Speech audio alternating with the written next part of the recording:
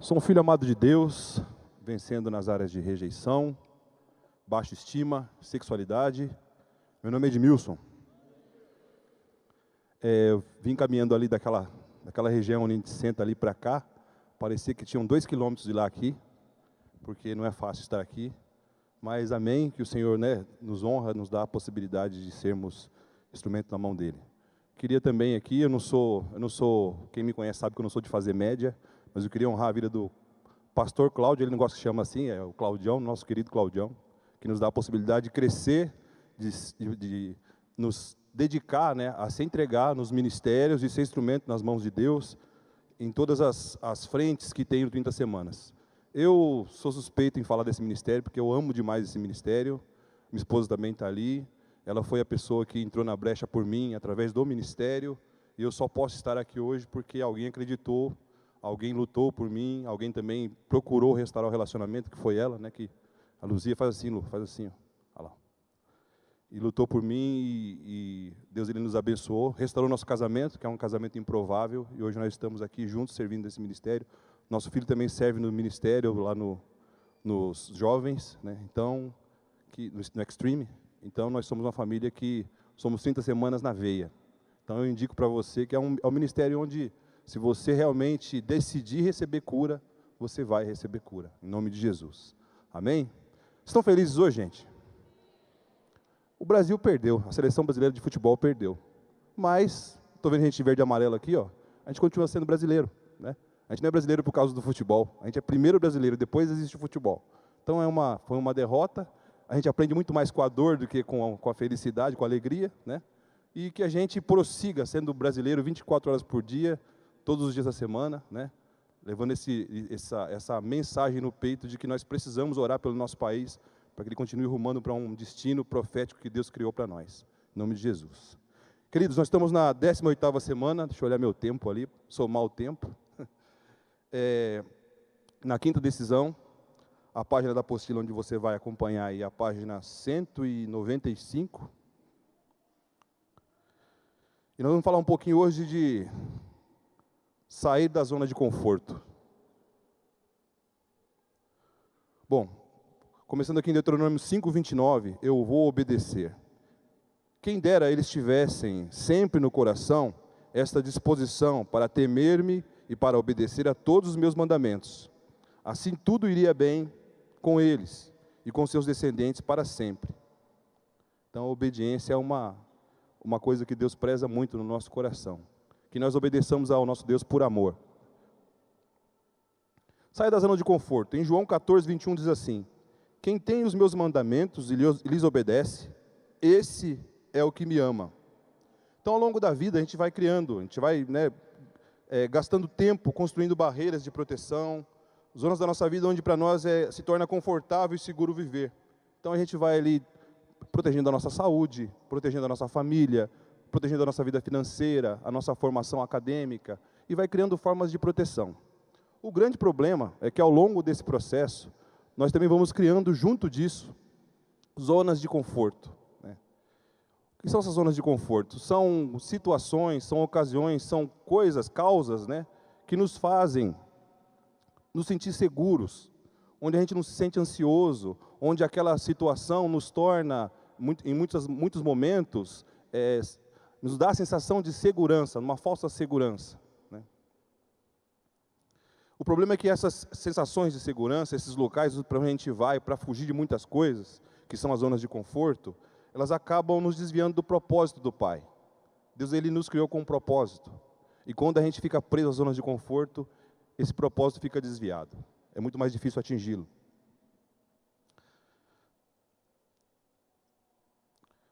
Com isso, a gente acaba não atingindo o crescimento. A gente começa a travar, começa a ter dificuldades para evoluir dentro dos propósitos do Pai, dentro dos propósitos da nossa própria vida, nas diversas áreas da nossa vida.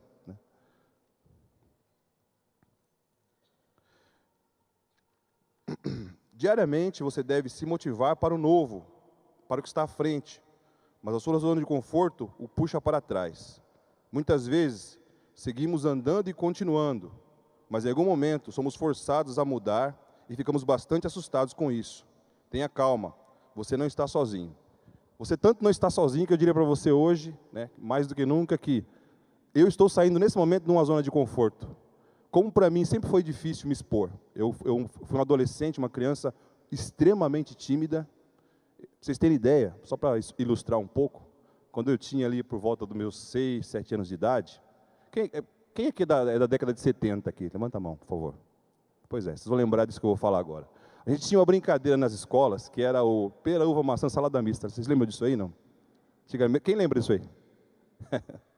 Tem bastante gente aqui da minha geração, que bom. Gente, então, na escola, a gente muito pequeno, a professora nos levava a brincar dessa coisa, né? E, é lógico, de uma forma muito inocente, a forma de criança, né? E quando chegava a minha vez, eu era tão tímido, mas tão tímido, mas tão tímido. Quando falava, né, às vezes botava a mão no olho de alguém para escolher, né, falava as frutas. Quando chegava a minha vez, eu me escondia. E às vezes caía na menina ali que eu gostava, que eu achava bonitinha, né, mas mesmo assim, eu me escondia.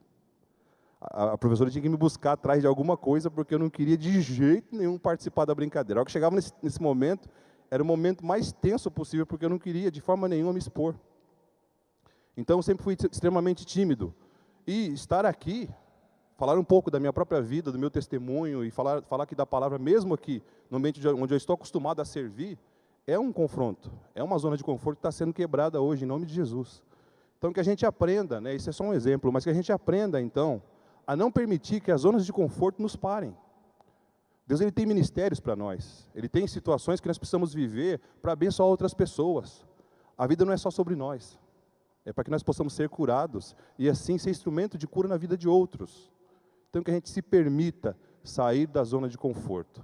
Eu considero quem está aqui hoje um vencedor, saiu da sua zona de conforto. É muito gostoso permanecer em casa lá, né, no final daquele churrascão, depois do jogo. Tá certo que o churrasco estava meio amargo hoje, né? A carne estava meio dura, porque depois de uma derrota é mais difícil. Mas que bom que você decidiu estar aqui para prosseguir no seu processo de cura. Bom, você quer mudar e sair do comodismo? Então precisa de uma nova atitude. Sem ela não é possível mudar, muito menos mudar para melhor. Sem uma nova atitude não se pode mudar e a tendência é cair novamente na zona de conforto, que leva você ao ponto de comodismo inicial e também de insatisfação. Para que essa mudança aconteça, é preciso ter atenção às barreiras que podem surgir pelo caminho. Barreiras são fatores que nos impossibilitam de alcançarmos nossos objetivos, atitudes, pensamentos e comportamentos. E eu posso também confessar isso para vocês. Quando eu era pequeno, eu me escondia lá no pera, uva, maçã, salada mista, né? Quando eu passei para a adolescência, que eu lembrava do que eu fazia, que eu me escondia, isso me dava uma frustração terrível. Porque às vezes a menina que eu gostava, era o dia, né, de eu pegar na mão da menina lá, ou abraçar alguma coisa, conforme a brincadeira lá, que eu não indico, hoje em dia não indico essa brincadeira da forma que era na época, né, não tinha esse entendimento, é claro. Mas eu olhava para trás e falava, puxa vida, por que eu não tentei? Quantas vezes não aconteceu isso? Né? Uma outra ocasião, estava tendo Olimpíadas na escola, e a professora porque queria que eu participasse de uma das competições. Eu fiz de tudo, mas pensa quem faz de tudo, eu fiz de tudo para não participar. Aí chegou num dado momento, ela me ameaçou, que se eu não participasse, ela ia me dar um ponto vermelho, um ponto negativo lá. Aí eu fui participar de salto e distância. E acabei ganhando uma medalha nesse dia, né, uma medalha de bronze nesse dia, fiquei em 3º lugar. Me arrependi porque eu sabia que eu conseguia saltar mais, podia ganhar de ouro, mas a timidez não me deixava tomar as atitudes para que eu avançasse. Então, que a gente aprenda isso também, né? A zona de conforto faz o tempo todo tentar nos levar de novo para o inicial, tentando nos incapacitar, dizer que a gente não pode, não deve sair dali, porque ali é o lugar seguro onde a gente deve permanecer, gerando muita frustração, gerando arrependimento, gerando perda de potencial. Para que essa mudança aconteça, é preciso ter atenção às barreiras que podem surgir pelo caminho. Barreiras são fatores que nos impossibilitam de alcançarmos nossos objetivos, atitudes, pensamentos e comportamentos. Vejamos alguns deles. Aí, na página 196, nós falamos um pouco da culpa, que é o primeiro fator aqui. Você pode ser aquele que se responsabiliza por tudo, que crê que precisa ter uma desculpa pronta, mesmo sem precisar dela. A culpa nos faz praticar a autossabotagem. Quando a gente se sente culpado, o que a gente faz? A gente mesmo olha para si e fala, eu não sou capaz. E a gente se sabota, a gente impede o avanço. Nós mesmos fazemos isso. A culpa nos faz fazer isso. Que a gente então comece a encarar o pecado, sabendo que nós não somos o nosso pecado. Nós não somos aquela falha. Muitas vezes Satanás aproveita desse evento e também dessa nossa zona de conforto para ficar afirmando para nós que nós somos aquilo, que nós não vamos mudar, que nós não temos chance, que nós vamos permanecer sendo aquilo a vida inteira. Isso é uma grande mentira. Uma vez eu vi o pastor Andrei falando aqui, né, e ele disse assim que uma das piores coisas que pode acontecer, além do diabo te contar mentiras, é você aplicar fé na mentira que ele está contando. Então não bote fé, não aplique fé nas mentiras que o diabo tentou colocar através da culpa no nosso coração. Enquanto perdemos tempo remoendo pecados, o Pai diz assim, hein? Porque a promessa de Deus é que Ele, ao nos arrependermos e pedirmos perdão, que Ele lançaria nosso pecado no mar do esquecimento. Só que a gente costuma não esquecer. A gente comete o erro, e aí depois fica remoendo o erro. Eu confesso a vocês que quando aconteceram os problemas no meu casamento, nosso casamento, eu e a Lu, né, a primeira coisa que me moveu foi a culpa, realmente. A culpa me moveu a querer restaurar minha família. Só que aí eu tentei de forma desesperada causar a restauração. E sozinho eu não podia. Quando realmente eu deixei aquela culpa nos braços de Jesus, e aí comecei a buscar, entregando o meu coração, e não me sentindo mais culpado pelo aquilo que eu tinha feito de errado, aí eu recebi cura. Então o Pai faz assim, hein? Eu não me lembro mais. Quando a gente começa a remoer o pecado e lembrar dele a todo momento, aí fala com Deus, mas Deus, eu fiz aquilo lá em 1969, eu fiz tal coisa em 73, eu fiz tal coisa, né? Eu fiz aquilo. O Pai olha e fala assim, fez o quê? O que você fez?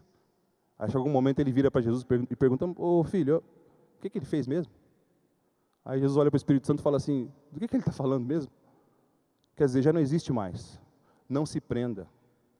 Não estou aqui fazendo alusão a uma vida sem controle, uma vida sem temor a Deus, mas sim uma vida onde, através do arrependimento e do pedido de perdão a Deus, você sente o alívio e deixa a culpa para trás. Nós sentimos o alívio e partimos para o novo de Deus, perdoados em nome de Jesus. Amém? Amém? Amém. No ponto 2, a vitimização. Aqui temos a desculpa perfeita para não buscar mudanças. A pior coisa que existe é a gente ficar naquele lugar onde a gente é a vítima de tudo, né? Ah, mas fizeram tal coisa comigo. Mesma coisa, em 1950 fizeram tal coisa comigo, e por causa daquilo que fizeram comigo, hoje eu ajo assim e assado, né? Muitas vezes podem aflorar pensamentos que o meio em que você vive está em dívida contigo. Esses pensamentos fazem com que você perca o foco no que você pode fazer de melhor, no que pode de fato mudar. A mudança começa em você, mesmo que além de você sejam necessárias outras mudanças. Então que a gente comece a pensar de forma diferente, primordialmente assim. Eu não sou mais, né? Eu não vou mais chorar e me lamentar pelo que fizeram comigo. Mas o que eu vou fazer com o que fizeram comigo? Essa é a grande chave. Parta para o novo. Vamos partir para o novo. Não adianta ficar remoendo, não adianta ficar preso naquilo que fizeram. Já foi feito. Libere o perdão. Se perdoe também. E prossiga. Sem essa crise de vitimização. Aceite as mudanças, aceite esse confronto do Espírito Santo para sair do local da vítima. No ponto 3, o erro. Quando existe a possibilidade de um erro acontecer, tudo passa a ser um enorme problema. A pressão decorrente de tentar ser perfeito é muito forte. No entanto, quando se faz algo novo, é natural que aconteçam erros. E aí vem uma coisa que é destruidor dentro do nosso coração, o perfeccionismo. Ele nos leva a acreditar que, se nós errarmos, todos vão atentar somente para o nosso erro. E o perfeccionismo ele é destrutivo. Tem muita gente que acha que é uma virtude, né? Mas ele é destrutivo, porque ele coloca você num lugar onde, na verdade, a religiosidade começa a ser a bandeira mais forte da nossa vida. A gente começa a cumprir procedimentos e não errar na frente dos outros, não assumir que erra na frente dos outros. A gente começa a esconder o que a gente realmente faz. E, na verdade, quando a gente busca o novo, a gente tem a liberdade para errar. sem apologia ao pecado, mas sim sabendo que, tentando fazer o certo, nós erramos. Então, vai acontecer o erro. Só que o perfeccionista, ele se remói por dentro. Se for o religioso junto, então, aí ele não aceita de forma nenhuma. E junto disso, o que a gente acaba fazendo também? Julgando os outros, condenando os outros. A gente esquece, né, que nós somos o foco nesse caso. Precisamos pedir a Deus graça e permitir que o Espírito Santo nos ajude a aceitar que nós somos imperfeitos e que para viver o novo, as imperfeições são inerentes ao novo. Agora há pouco, né, quando eu me aproximei ali para sentar, o Cláudio até falou assim: nossa, mano, chegou aí, sentou na cadeira do pastor Carlito. Eu falei, amém, ainda bem que eu estou justamente na ministração sobre sair da zona de conforto, né, e não me sentir rejeitado, poder errar, né, que aí eu posso sentar na cadeira do pastor Carlito. Amém? Aí no ponto 4, o domínio. Você aprendeu a realizar com excelência aquilo que considera importante e totalmente indispensável a você e aos seus. Para chegar a isso, teve de estudar, aprender, treinar e assim alcançar algo que considera ser bom. Agora domina algo. Somos socialmente conduzidos a valorizar muito mais o sucesso imediato e por causa disso nos fixamos naquilo e procrastinamos o novo, porque tudo que é novo passa pelo processo da aprendizagem. Eu e a Lu, eu e minha esposa, vivemos um processo bacana no sentido de sair dessa zona do domínio. A gente vem de outro contexto religioso e onde é enfiado muita coisa na cabeça da gente, no sentido de religiosidade, de procedimentos e padrões. E quando a gente chegou aqui, no início a gente teve dificuldade. Uma das primeiras coisas que minha esposa disse quando a gente foi participar de um culto aqui na IC, foi que a gente cantava demais aqui. Hoje a gente não para de cantar em casa lá, é louvor o dia inteiro, tal, né? Só que, o que acontece? A gente aprendeu então que tudo aquilo que a gente achava que sabia e que era indispensável, passou a ser secundário. Se a gente quisesse realmente viver o novo, a gente teria que entender que aquilo que a gente tinha aprendido não era o domínio correto, não era aquilo que a gente precisava realmente. A gente precisava de cura, de restauração, a religiosidade não ia ajudar. Então, que a gente não se sinta dessa forma. Muitas vezes, por ter capacidade, por ter se preparado, por ser alguém capaz, né, essa capacidade nos faz nos achar indispensável para alguma coisa. Imagina se aqui, né, ajudando no ministério, aqui nós somos todos voluntários, né? Imagina a gente ajudando no ministério e começar a achar assim, não, se eu não tiver, o ministério não funciona. Ele não vai andar se eu não estiver aqui. Aquela pessoa não vai receber cura se eu não falar com ela. Não. Opa, oi? Não é o seu domínio. O seu domínio, na verdade, pode atrapalhar. Vai atrapalhar, com certeza. Permita ao Espírito Santo ser o dominador do seu coração, do nosso coração, das nossas atitudes, para que a gente evolua, então. No ponto 5, esse aqui eu sempre fui craque. A crítica. Quer ver um camarada crítico? Era eu. Já melhorei, tem que melhorar muito ainda, mas já melhorei bastante. Eu venho de uma família onde a crítica é algo destrutivo. A gente consegue desconstruir uma pessoa rapidamente com 2, 3 palavras, né, ou 2, 3 frases. A gente se acostumou, no meu contexto de família, do meu lado, não do lado da Lu, a gente se acostumou a olhar para os outros e já julgar. Então, sempre tem uma crítica, sempre tem uma imagem, sempre tem uma visão construída a respeito das situações, sempre a nossa família era melhor, sempre o nosso contexto era melhor, sempre eram os outros quem erravam. E aí, eu trouxe tudo isso para dentro do nosso casamento. Imagina a pessoa conviver com alguém que tem resposta para tudo, que sabe tudo, que critica tudo, né? Hoje eu sei que era um baita religioso, né? Um baita religioso. Tantas coisas. Hoje, através dos nossos processos de cura, né, de restauração, a nossa família tem sido restaurada também. Nós começamos a abrir o coração aqui na IC, passar pelo circuito vida, pelos 30 semanas, que é essencial para a nossa vida, e a nossa família começou a também abrir o coração em São Paulo, mesmo sem alguns participarem da IC. Para vocês terem ideia, no feriado do Alto de Páscoa, a gente recebeu aqui uma tia e minha mãe. E essa minha tia, que tem hoje 61 anos, ela confessou que sofreu um abuso sexual aos 22 anos. Nunca tinha falado isso para ninguém. E nem nunca veio na nossa igreja, ela veio uma vez aqui só. Então, quando a gente aprende que não é a crítica o caminho para ajudar as pessoas, a gente começa realmente a ministrar na vida delas. Como reagimos com as críticas, né?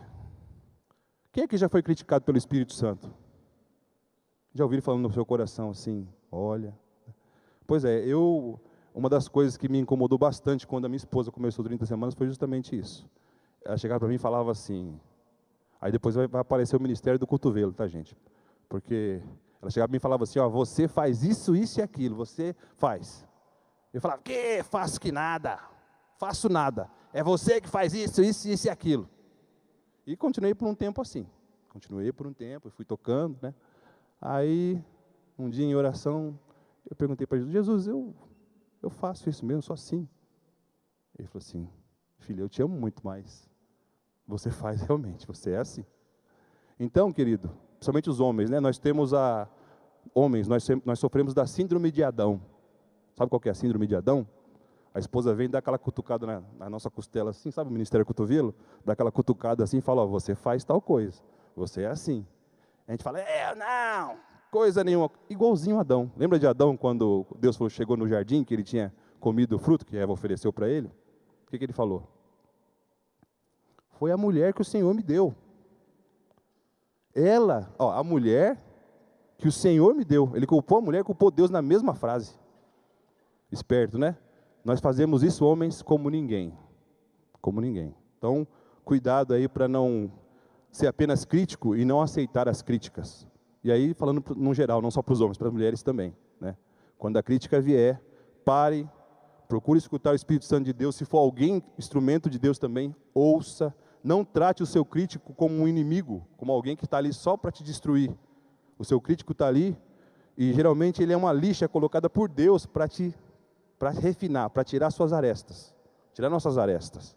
Aceite as críticas, ouça, pare para escutar.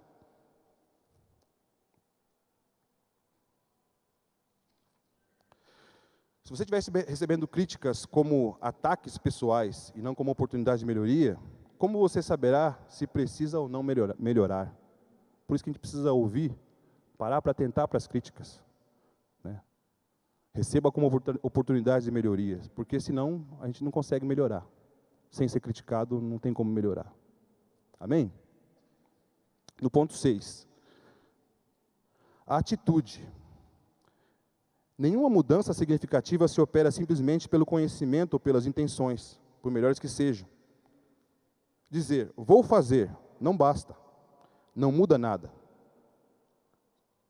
E aí, para sairmos da zona de conforto, é necessário tomar atitudes. Não tomar atitudes para longe da zona de conforto gera frustração para si mesmo e para as pessoas que nos amam. As pessoas esperam que a gente permita ser curado, permita que essas áreas onde a gente tem dificuldade sejam tocadas pelo Espírito Santo. Ele só espera que a gente abra isso para Ele, que permita que Ele entre. Ele não vai invadir. Ele não vai tomar a força e mudar o seu comportamento, o seu temperamento. Ele nos deu livre-arbítrio e nos deu liberdade. Se nós não escolhermos permitir isso, a gente continua gerando frustração para si mesmo e para os outros. Será que você faz tudo o que sabe? 3 perguntas importantes. Será que faz tudo o que diz? Será que faz tudo o que pode? Como é triste quando a gente promete para alguém que vai mudar, que vai realmente mudar um comportamento, um temperamento, uma atitude, e a pessoa fica esperando e a gente não muda nada. A pessoa espera, ora, né? E a gente não toma nenhuma atitude realmente para mudar. O Espírito Santo ele vai revelar para nós quais são as áreas que nós precisamos tomar atitude. Mas se nós não decidirmos tomar atitude, nada vai acontecer. É necessário. Teve uma ministração há umas 3 semanas atrás que o Cláudio falou muito a respeito disso. É necessário tomar atitudes. Não adianta procrastinar. Não adianta se esconder. Se eu tenho um problema com pornografia, por exemplo, e tem um amigo meu que insiste em me mandar WhatsApps com vídeos que eu não deveria ver, eu tenho que bloquear esse WhatsApp. Se eu ficar recebendo, eu vou ter problema. Se o meu problema é a compulsão financeira, eu tenho que decidir em algum momento tomar o controle da situação. Mas preciso tomar essa atitude. É primordial tomar as atitudes. Se até hoje eu não amei a minha família como é preciso, como é necessário então, a partir de agora, tomar decisões. E começar a amá-los como eles precisam ser amados realmente. Amém, queridos? Fazer tudo o que diz, ser coerente, né? Eu prometi, eu estou falando que eu faço, então eu realmente faço. Ninguém vai ficar fiscalizando você. Mas tem um Espírito Santo que vai com você, onde quer que você esteja. Não tem lugar secreto para Deus. Nos nossos pecados de estimação, os mais escondidos lá, muita gente acha que está sozinho. E a gente não está sozinho. Deus está nos vendo. Será que você faz tudo o que pode? A gente sabe que todos nós estamos em processo de cura. Todos nós andamos um dia de cada vez. Todos nós. Né? Mas será que realmente aquele mesmo pecado que eu caio toda semana não está precisando de uma atitude de maior coragem, de maior entrega da minha parte? Até quando eu vou deixar para depois essa atitude, essa decisão? Vocês sabem, no meu testemunho eu falo a respeito disso, eu fiquei viciado em pornografia durante 10 anos. E eu só consegui ficar livre, eu só realmente recebi a liberdade de Cristo quando eu falei para Ele que eu não aguentava mais. Que eu não aguentava mais fugir daquilo, que não tinha mais como conviver com aquilo estava destruindo a minha vida sexual com a minha esposa, meu casamento, a minha mente, o meu coração contaminados. No dia em que realmente eu me desesperei, disse para Ele, eu não aguento mais, não dá mais, eu não posso viver assim. Foi o dia que Ele realmente me liberou a cura total. Eu tinha usado uma série já de subterfúgios, de fugas, mas foi quando, no momento realmente em que eu fui sincero com Deus e resolvi tomar uma atitude. E a partir daquele momento é como o testemunho que o Marcelo deu aqui. O Marcelo falou que ele foi usuário de drogas e quando Deus o livrou, é como se ele nunca tivesse usado. E hoje eu me sinto como se eu nunca tivesse tido problema com pornografia. Deus, Ele removeu do meu coração, eu dou glória a Deus por isso. Lógico que eu tenho que vigiar, eu tenho que cuidar disso, eu tenho que vencer um dia de cada vez. Mas esse hoje não é o meu maior incômodo, com certeza. Porque ele me deu a graça de realmente, através da sinceridade e da atitude, receber a cura. Amém? Mas vou cuidar, dia após dia, é necessário cuidar. Estas 5 barreiras que fazem você permanecer na zona de conforto são parte do nosso dia a dia. Muitas delas são hábitos antigos, instalados há muitos anos. São confortáveis, mas nos tiram da inércia. Você quer resultados diferentes? Então mova-se com atitudes diferentes, pois fazer as mesmas coisas esperando resultados diferentes é a definição de insanidade. Não tem como ter um resultado diferente praticando sempre a mesma coisa. É impossível. Amém? Então, que a gente juntos, lutando no 30 semanas, a gente saia dessa zona de conforto e também da insanidade. Aí, anote aí, você identificou características que podem se tornar barreiras em sua vida? Aí tem as linhas aí, você pode anotar. Se você identificou características que podem se tornar barreiras em sua vida, anote aí nas linhas aí. Amém? Então, vamos agora falar de alguns passos para sair da zona de conforto. No ponto 1, viva a sua liberdade. Em Gálatas 5:1 diz assim: foi para a liberdade que Cristo nos libertou. Portanto, permaneçam firmes e não se deixem submeter novamente a um jugo de escravidão. Ser livre não quer dizer fazer o que quiser, nem o que o mundo pede, mas sim saber dizer não ao que o faz estar ou se sentir prisioneiro. Ser livre é conhecer a verdade. E aí Jesus ele disse, né? E conhecereis a verdade, e a verdade vos libertará. Amém, queridos? Em João 14,6 diz assim: eu sou o caminho, a verdade e a vida. Ninguém vem ao Pai a não ser por mim. Buscar em Deus é sempre a melhor opção. Ele é quem pode ajudá-lo nesse processo, porque é o único que tem a chave da sua liberdade. É o único que pode tirá-lo da inércia, da zona de conforto. Reflita, você percebe algo que o aprisiona? Aí tem a opção sim ou não para você marcar aí. Você percebe algo que ainda o aprisiona? Hoje eu me vejo, gente, lá em casa a gente se vê assim, num momento de alegria também pelo seguinte: Eu já fui daquele tipo de sentar na frente da televisão no sábado, ou na madrugada, que eu trabalhava por um bom período, trabalhava em segundo turno, e eu chegava em casa e eu ficava na televisão da 1 da manhã até 5 da manhã, 6 da manhã, às vezes, né? E eu já fui também de chegar num sábado, assim, começar a assistir futebol, às 8 da manhã, e ir até 8 da noite assistindo futebol, ou esportes no geral, né? E eu não consigo mais fazer isso.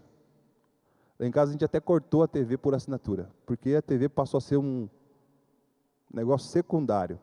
Hoje eu ligo a TV hoje, né, pela internet para ver o que eu quero e já desligo. A gente bota lá os clipes lá de louvor no YouTube e tal, mas televisão em si, graças a Deus, já foi uma prisão muito grande. Já foi algo assim que a gente olhava, eu achava impossível ficar sem. É daquele naipe de, assim, de fazer aquela assinatura de TV, o canal top, do HD, de todos os pacotes, tal, no passado, antes de me converter também verdadeiramente aqui na IC, aparelhos ilegais de 700 canais, aquilo destruía a nossa vida, nos deixava distante um do outro, né, e fazia com que a gente ficasse preso, e Deus, Ele tirou essa prisão de nós. Hoje nós temos outras, é claro, e precisamos ir pedindo a Deus essa liberdade de sair dos locais de aprisionamento. Então marque aí. Você percebe algo que o aprisiona? No ponto 2, mude a partir de pequenas ações. Provérbios 16:3 diz assim: consagre ao Senhor tudo o que você faz, e seus planos serão bem-sucedidos. A gente falou um pouco de insanidade um pouco atrás, e essa frase ela veio de Albert Einstein. Insanidade é continuar fazendo sempre a mesma coisa e esperar resultados diferentes. É loucura, né? Eu sempre faço igual e quero que seja diferente o resultado. É coisa de maluco. Que a gente consiga enxergar isso e comece a observar quais são as pequenas coisas que a gente pode mudar para que tudo seja diferente. Você já deve ter tentado aqueles regimes absurdos que começam na segunda e terminam na terça. Ao invés disso, comece a comer folhas. Isso aqui é uma luta, gente. Aqui no 30 Semanas, principalmente. Comer folhas no 30 Semanas é quase impossível, gente. Sabe por quê? Nós somos o ministério do churrasco. O nosso pastor, para vocês terem ideia, o Claudião, ali, ele põe vídeo no nosso grupo dele cortando a picanha, assim, na tábua, assim, ó. Sabe aquela picanha no ponto? Deu fome agora, não deu? Aquela picanha no ponto, assim, que você corta, sai aquele... Nossa, ele manda pra gente isso aí e fica torturando a gente, né? Às vezes quem não pode ir no churrasco fica torturado. Nós somos um ministério, então comer folha para nós é uma luta. Minha esposa também, ela, não vou falar adora, porque ela só adora a Deus. Mas ela gosta de churrasco, gente. Minha esposa, para vocês terem ideia, não come chocolate, mas churrasco, ela gosta. Ela não gosta de doce, mas churrasco. E aí, quantas vezes a gente não começa? Não vou fazer meu regime. Aí começa segunda-feira, terça-feira passa aquele bombonzão, né? Aquela picanha, junto com aquela Coca-Cola, né? Chega e faz assim, né? Geladinha, e a gente se deixa vencer mais uma vez. Se no dia a dia as pequenas coisas vão vencendo, vão minando a sua vontade de prevalecer, então está na hora de começar a enfrentar essas pequenas coisas. A gente ama churrasco, mas não pode comer churrasco todo dia, né? Vai fazer mal. Tudo que a gente exagera, a gente vai acabar tendo um problema, né? Então, para aqueles que conseguem já, a gente está vencendo, nós 30 Semanas estamos vencendo aqui a área do churrasco. Para aqueles que conseguem, troque aí o seu churrasco por folhas, né? Às vezes faça isso em apenas uma refeição. Um novo hábito será criado aos poucos e de forma consistente. Novas direções são tomadas a partir de uma pequena curva. E aí eu me lembro que quando eu me casei com a Lu, para comer eu era muito enjoado. Então eu jovem, né, criança, eu não como frango, pra vocês terem ideia. É difícil ver alguém que não come frango, né? Eu não como frango. Detesto frango. Não sei se é algum trauma, preciso fazer o retiro para descobrir por que eu não gosto. Mas eu não gosto. E aí eu tinha dificuldade para comer carne, eu não gostava muito de carne, não. Eu preferia sempre um legume, né? Mas eu casei com uma esposa que ama carne, né? Eu até chamo ela de onça em casa, pra vocês terem ideia, né? E aí, logo que a gente casou, o que ela fazia? Ela fazia aquele bifão assim, dessa idade assim, ó. e botava no meu prato, eu olhava aquilo e falava, rapaz, essa gosta de carne mesmo. O que aconteceu? Hoje eu sou apaixonado por carne. Né? Foi um hábito que, através da convivência, mudou. Né? E me fez bem, porque aí eu saí daquelas prisões que eu tinha com algumas coisas que eu não gostava de comer. Né? Isso mudou bastante. Tem coisas que eu não como nem de jeito nenhum mesmo, tá, gente? O frango é uma delas, algumas coisas aí de miúdos, essas coisas, não me chame para... Se você um dia eu for na sua casa comer, me convide, tá, gente? Por favor. Convide o ministério aí para ir uma hora, né? Fazer um churrascão, tá? Se eu for um dia lá, não me chame para comer, por exemplo, buchada. Você arrumou um inimigo, eu não vou comer. Você quer novas atitudes? Aí tem a opção para te marcar. Você quer novas atitudes? Nós queremos novas atitudes?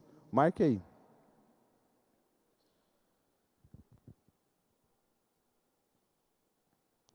Se sim, em quais áreas? Aí também segue marcando aí, em quais áreas nós queremos novas atitudes.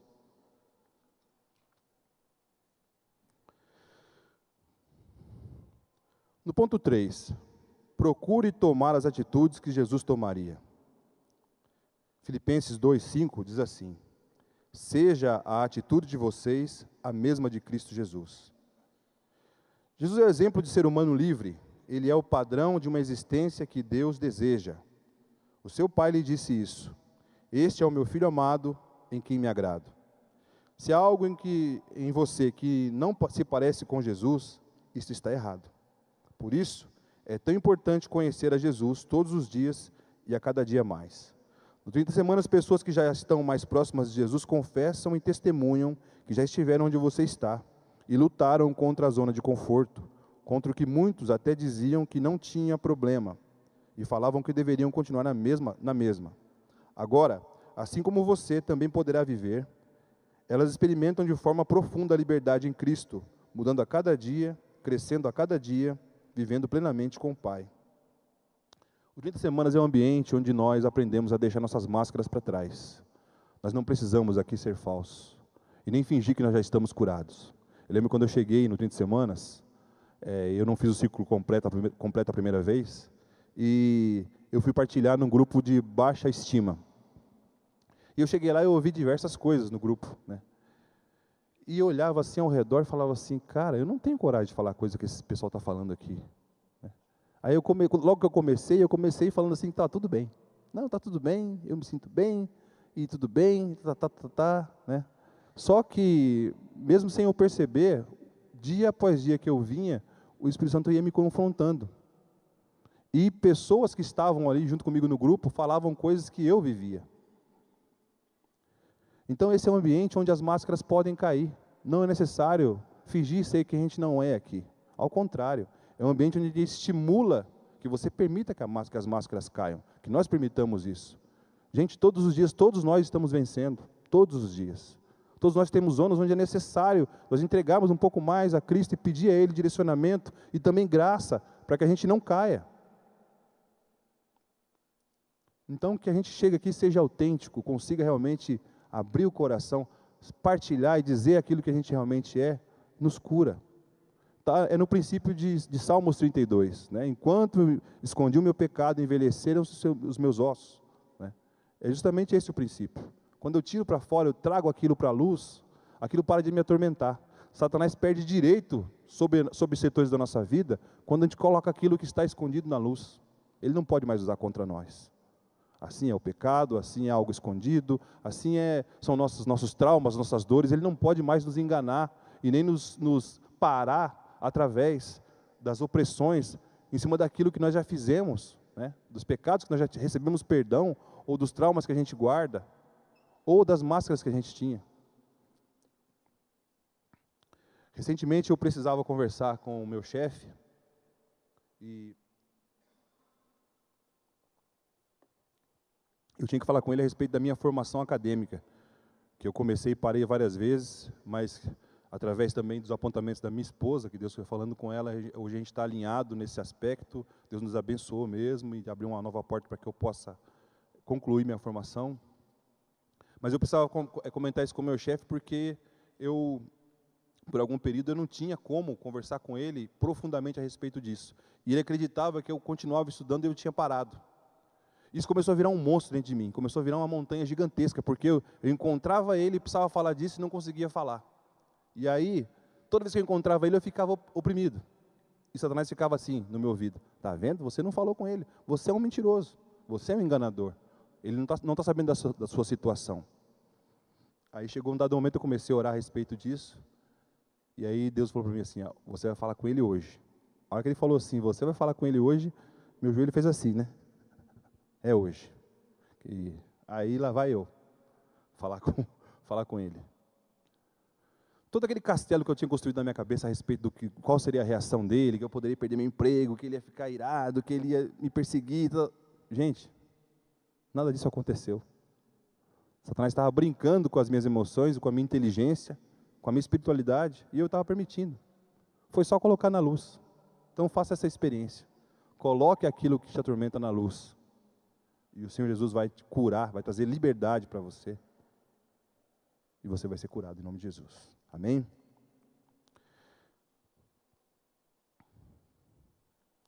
Aqui a gente é levado sempre a ser autêntico. Que todos nós possamos ter essa liberdade, nos sentir seguros para ser autênticos aqui, em nome de Jesus.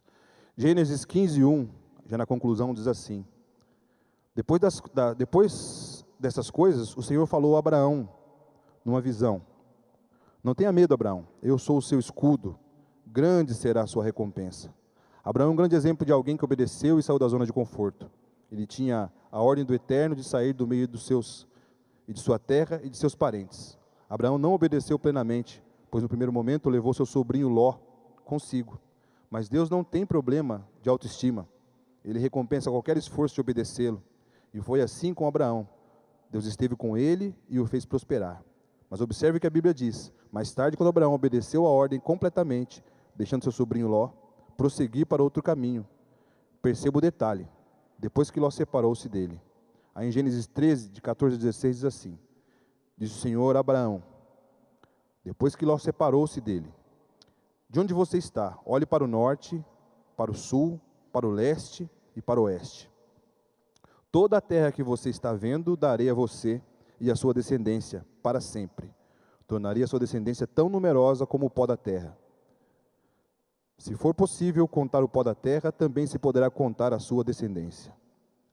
Se o Senhor tem mostrado a você o que deve ser mudado, transformado em você e através de você, se Ele o tem conduzido ao caminho da recuperação, do perdão, da liberdade, da vida e da verdade, prossiga sem medo. Ele está com você. Foi Ele mesmo quem o mandou ir.